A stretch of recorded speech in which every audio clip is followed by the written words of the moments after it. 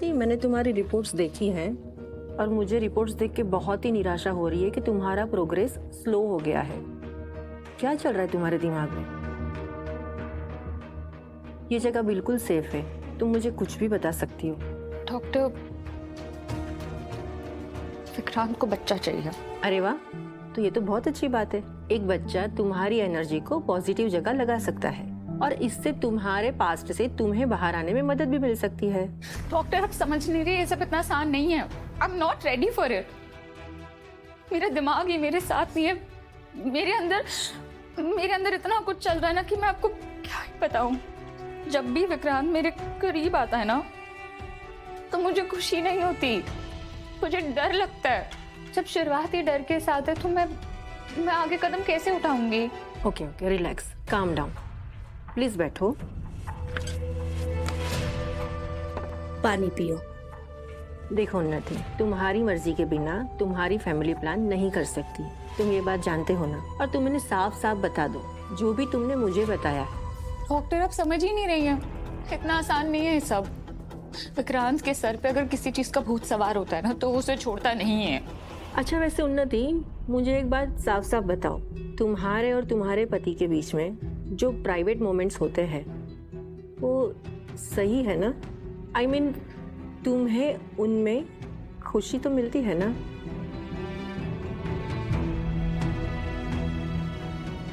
Okay, ठीक है, calm down. मैं तुम्हें एक कॉन्ट्रासेप्टिव पिल्स लिख के दे रही हूँ जिसे खाने से तुम्हें बच्चा नहीं होगा, ठीक है? Doctor, it's a humble request. हमारे बीच में जो भी बातें हुई हैं वो आप प्लीज किसी से शेयर मत करना, स्पेशली विक्रांत। अगर विक्रांत को ये सब पता चल जाएगा ना तो वो बहुत गुस्सा होगा, वो मुझे नहीं छोड़ेगा।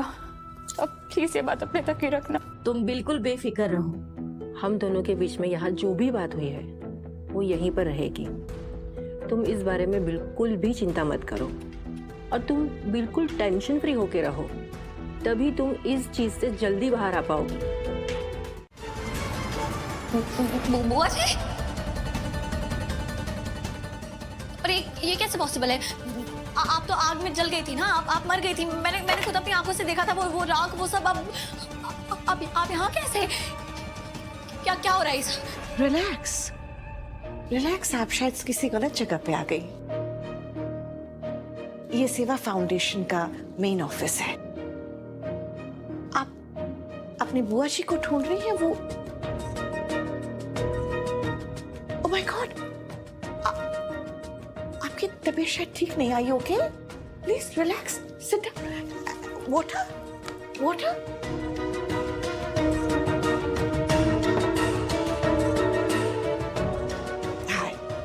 आई एम शालिनी बत्रा। मैं कई सालों से ये एनजीओ चला रही हूँ। आई नो कि जो लड़कियां गुमशुदा हो गई हैं उसकी वजह से हम एक मुश्किल दौर से गुजर रहे हैं, पर जेल, राख, आग, क्या कह रही हैं आप?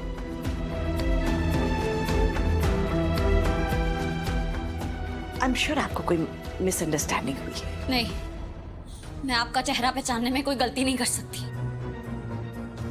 आपके चेहरे के ये उतार चढ़ाव, ये हाव भाव, आपकी घटिया नियत, कुछ भूली नहीं हूं मैं।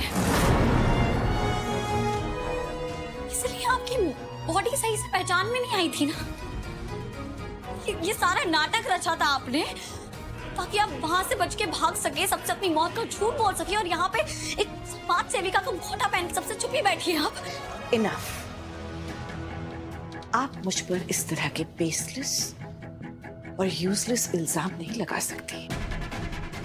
अगर आप ऐसा करेंगी तो आई एम वेरी सॉरी, मुझे आप पर मानहानि का दावा करना पड़ेगा। नहीं, मैं मान ही नहीं सकती।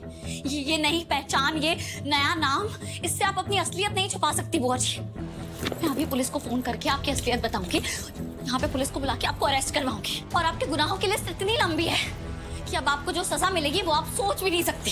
Don't cross your limits madam.